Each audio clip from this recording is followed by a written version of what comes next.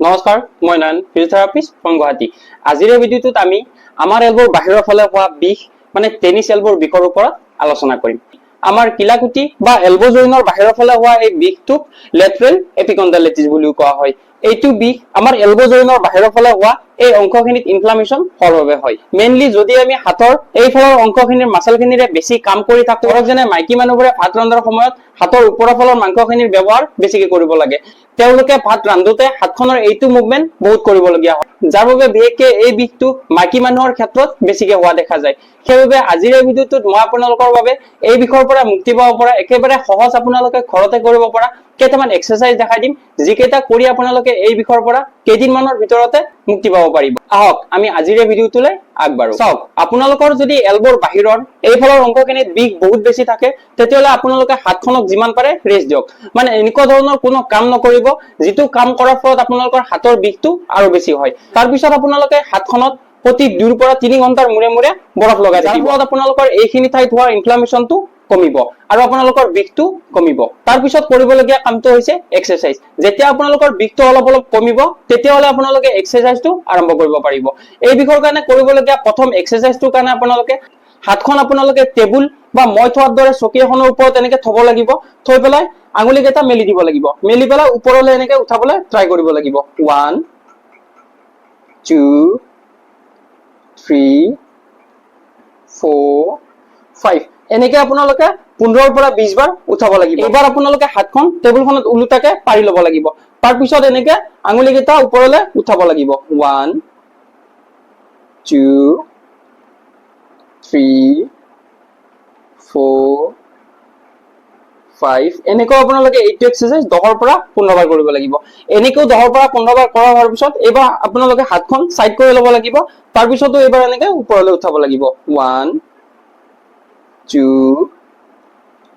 3 4 5 6 7 এনেকৈ আপোনালোকে 10 পৰা 15 বাৰ উঠাবলৈ ট্ৰাই কৰিব লাগিব। তাৰ পিছৰ এক্সাৰচাইজটোৰ কাৰণে আপোনালোকে হাতখন এনেকে চিধাকে ল'ব লাগিব, মই যেনেকে লৈছো। তাৰ পিছত আপোনালোকে আনখন হাতেৰে বিষ হোৱা হাতখনৰ ওপৰত এনেকে ধৰি পেলাই আপোনালোকৰ গাৰ ফালে হেঁচিব লাগিব। এনেকে হেঁচোতে আপোনালোকৰ হাতৰ এইখিনি যিটো মাসল আছে, এই এক্সটেনচৰ মাসলখিনিত অলপ ষ্ট্ৰেচিং ফিল হ'ব। এনেকে আপোনালোকে 15 পৰা 20 সেকেন্ড হোল্ড কৰিব। যদি আপোনালোকে 15 পৰা 20 সেকেন্ড ৰখিব নোৱাৰে বা হোল্ড কৰিব নোৱাৰে, তেতিয়াহ'লে আপোনালোকে 5 সেকেন্ড বা 10 সেকেন্ড থাকিলেও হ'ব। 1 2 3 4 5 6 7 8 9 10 ৰিলেক্স। আকৌ এনেকে 1 2 3 4 5 6 7 8 9 10 আকৌ এনেকে 1 2 3 4 5 6 7 8 9 10 আকৌ এনেকে 1 2 3 4 5 6 7 8 9 10 এনেকৈ আপোনালোকে এইটো এক্সাৰচাইজ 10 পৰা 15 সেকেন্ডকে হোল্ড কৰি 10 পৰা 15 বাৰ কৰিব লাগিব। তাৰ পিছৰ এক্সাৰচাইজটোৰ কাৰণে আপোনালোকে সেম হাতখন এনেকে ল'ব লাগিব। লৈ পেলাই এবাৰ অলপ আঙুলি কেইটা বাহিৰৰ ফালে নিব লাগিব। নি পেলাই সেম আগৰটোৰ দৰে এনেকে গাৰ ফালে টানিব লাগিব।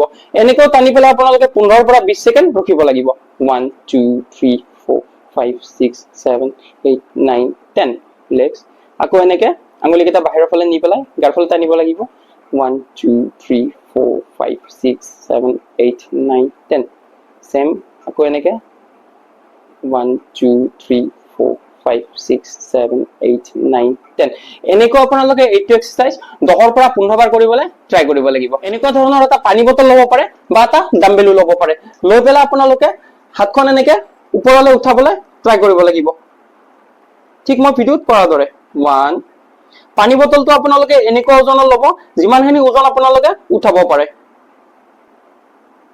2 3 4 5 এনেকে আপোনালোকে 10 পৰা 15 বাৰ কৰিবলৈ ট্ৰাই কৰিব লাগিব। এনেকে 10 পৰা 15 বাৰ হোৱাৰ পিছত সেম এনেকে হাতখন উলুটাকে ল'ব লাগিব। লৈ পেলাই আপোনালোকে এনেকে উঠাব লাগিব।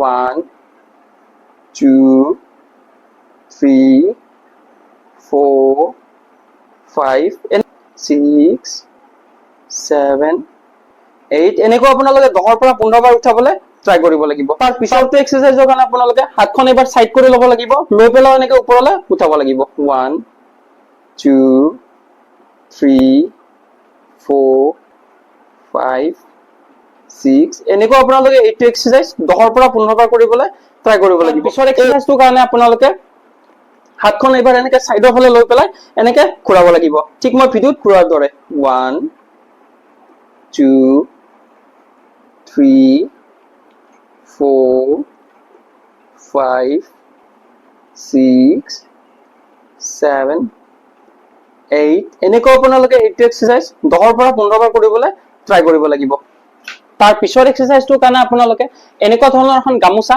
বা টাউল ল'ব পাৰে লৈ পেলাই আপোনালোকে এনেকে কুচাই লৈ পেলাই হাতেৰে ভালকে মুঠি মাৰিবলৈ ট্ৰাই কৰিব লাগিব ঠিক মই ভিডিওত কৰাৰ দৰে 1 আকৌ এনেকে 2 3 4 5 6 এনেকে আপোনালোকে মুঠি মাৰি পেলাই 10 পৰা 15 সেকেন্ড ৰখিব পাৰে মানে হোল্ড কৰিব পাৰে 1 2 3 4 5 6 7 8 9 10 আকৌ 1 2 3 4 5 6 7 8 9 10 এনেকৈ আপোনালোকে এইটো এক্সাৰসাইজ 10 পৰা 15 বাৰ কৰিবলৈ ট্ৰাই কৰিব লাগিব এক্সাৰসাইজ বুলি ক'বলৈ গ'লে আজি মই ভিডিওত দেখুৱা এক্সাৰসাইজ কেইটা আপোনালোকে কৰি কেদিনমানৰ ভিতৰতে এই বিষটো নাইকিয়া কৰিব পাৰিব ইয়াৰ লগতে আপোনালোকে এই বিষটো অতি সোনকালে নাইকিয়া কৰিবলৈ ইলেক্ট্ৰথেৰাপিও ল'ব পাৰে যেনে আল্ট্ৰাসাউণ্ড টেন্স ইত্যাদি যেটো মেচিন আপোনালোকে ঘৰত ব্যৱহাৰ কৰিব নোৱাৰিব হেতুৰ বাবে আপোনালোকে এজন ফিজিঅথেৰাপিষ্টৰ ওচৰলৈ যাব লাগিব বা তাৰ বাবে মুকো কন্টাক্ট কৰিব পাৰে ইলেক্ট্ৰথেৰাপি মেচিনবোৰৰ লগতে আপোনালোকে যদি এক্সাৰসাইজবোৰ আৰম্ভ কৰে তেতিয়ালে এই বিষ আপোনালোকে অতি সোনকালে নাইকিয়া কৰিব পাৰিব আজিলৈ এইখিনিয়ে আশা কৰিছো আজিৰ এই ভিডিওটোৰ পৰা আপোনালোকৰ অলপ হলেও সহায় হ'ব ইয়াৰ লগতে যদি আপোনালোকৰ ফিজিঅথেৰাপি এক্সাৰসাইজ ৰিলেটেড কিবা বেলেগ কোৱেশ্চন আছে তেতিয়ালে মোৰ এই ভিডিওটোৰ তলত কমেন্ট কৰিব মই সকলোৰে কমেন্টৰ ৰিপ্লাই দিবলৈ নিশ্চয় ট্ৰাই কৰিম